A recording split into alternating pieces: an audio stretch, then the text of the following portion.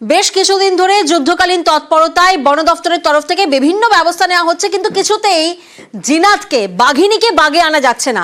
ফের একবার জেরা বদল করেছে জিনাত। দেখুন, গ্রাফিক্যাল প্রেজেন্টেশনের মাধ্যমে আপনাদেরকে দেখাচ্ছি পুরুলিয়ার মানবাজার থেকে বাঁকুড়ায় জিনাত। বাঁকুড়ার কংসাবতী জলাধার এলাকায় জিনাতের অবস্থান, সেই লোকেশন ট্র্যাক করা হয়েছে। ডাঙ্গরডি মানবাজার হয়ে কোন পথে বাঘিনী দেখুন একবার গ্রাফিক্যাল প্রেজেন্টেশনের মাধ্যমে। রানীবাঁধ বাঁকুড়ার দিকে, ডাঙ্গরডি মানবাজার হয়ে রানীবাঁধ বাঁকুড়ার দিকে এগোচ্ছে জিনাত। তার লোকেশন ট্র্যাক করা হয়েছে এবং তাই প্রশাসনের তরফ থেকে সচেতনতার প্রচার করা হচ্ছে, মাইকিং করা হচ্ছে। বাঘিনীকে ধরতে নেট বন দফতরের। আপনাদের পার্শ্ববর্তী এলাকাগুলোতে একটি বাঘিনীর উপস্থিতির সম্ভাবনা রয়েছে। সুতরাং ঘরের বাইরে আপনারা একা বেরোবেন না, ঘরের গৃহপালিত পশু নিয়ে জঙ্গল আশপাশে নিয়ে যাবেন না, আপনাদের ঘরের মাগুরিরা জঙ্গলে পাঠাবেন না কাঠ সংগ্রহ করতে। বাড়িতে থাকুন, সুস্থ থাকুন। জানানো যাচ্ছে যে মানবাজার ওয়ানের জঙ্গলে একটি বাঘিনীকে ঘোরাফেরা করতে দেখা গেছে। জঙ্গল পার্শ্ববর্তী গ্রামবাসীদের অনুরোধ করা হচ্ছে যে নিজেদের সুরক্ষার জন্য জঙ্গলে প্রবেশ করবেন না। সন্ধ্যার পর জঙ্গল সংলগ্ন রাস্তাগুলো সম্পূর্ণভাবে এড়িয়ে চলুন। অযথা ভেতর চলাবেন না এবং ভেতরে কান দেবেন না। কোনো জরুরি পরিস্থিতিতে অবিলম্বে কংসাবতী দক্ষিণ বন বিভাগের কাছাকাছি বন দপ্তরের অফিসে যোগাযোগ করুন। বিভাগীয় বন আধিকারিক কংসাবতী। এই বাঘিনীকে ধরতে টোপ দাগা হচ্ছে, আমরা দেখেছি। বন দফতরের তরফ থেকে নেটের ব্যবস্থা করা হয়েছে, ড্রোনের ব্যবহার করা হচ্ছে, কিন্তু কিছুতেই তো বাগে আনা যাচ্ছে না। বাঁকুড়ার রানীবাঁধ, বারুনিয়া, গোপালপুরে বাঘিনীর আতঙ্ক, আর আতঙ্কে গোটা গ্রাম।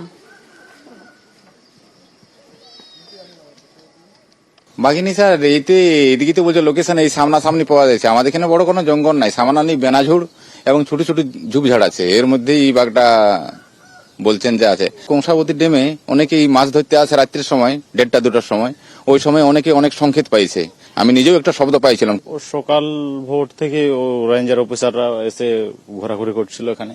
ঘোরাঘুরি করার পর ওদের যে ওই অ্যান্টেনা নিয়ে ঘুরছিল, সিগন্যাল এখানেই দিচ্ছিল, তো তাতে করে বলছে যে বাঘ এই এলাকার মধ্যেই আছে। ভয় তো লাগছেই অবশ্যই, বাঘ চলে এসছে। সকাল ভোর থেকেই তো ঘোরাঘুরি করছে প্রশাসনের লোকেরাও। পায়ের ছাপ এখনো এখানে মেলেনি, কিন্তু ওনারা তো বলছেন এই আশাপাশেই আছে।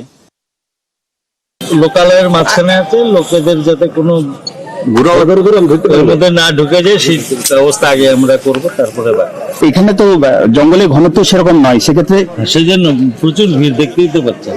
কাজে ভিড়ের মধ্যে ছিটকে গেলে এত আশেপাশে এত বাড়ি আছে, তো সেগুলোর মধ্যে চলে গেলে অসুবিধা হয়ে যাবে। কাজে ওগুলো আমরা আগে প্রোটেকশনের ব্যবস্থা করে তারপরে বাকি।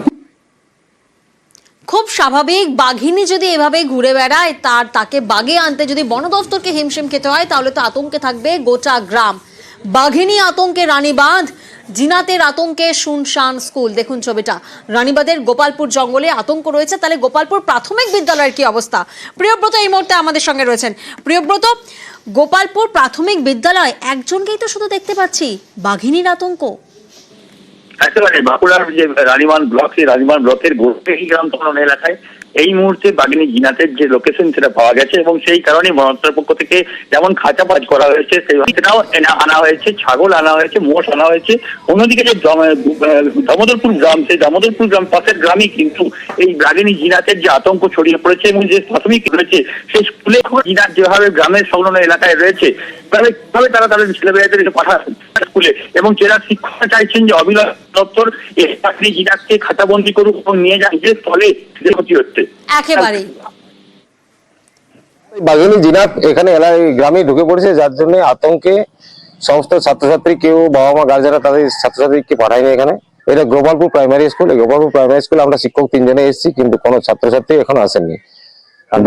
বাঘিনী আতঙ্ক যেটা রয়েছে এলাকায় বা আমাদের এদিকে এই গ্রামের স্কুলে, তার জন্য কোনো ছাত্রছাত্রী আসেনি। খুলে রেখেছে, আমাদের স্কুল তো খুলতে হবে, স্কুল যার নিয়ম তা তো করতে হবে, ছেলে না হলেও কিছু করার নেই। যদিও এখন সেই মানে সিলেবাস সময় তো, যার জন্য এখন পড়াশোনা অতটা বেশি নেই, নতুন সিলেবাস শুরু হয়নি, কিন্তু সেগুলো মানে সবকিছুই বন্ধ আছে, লেখাপড়া বা এই মিড ডে মিল সবকিছুই।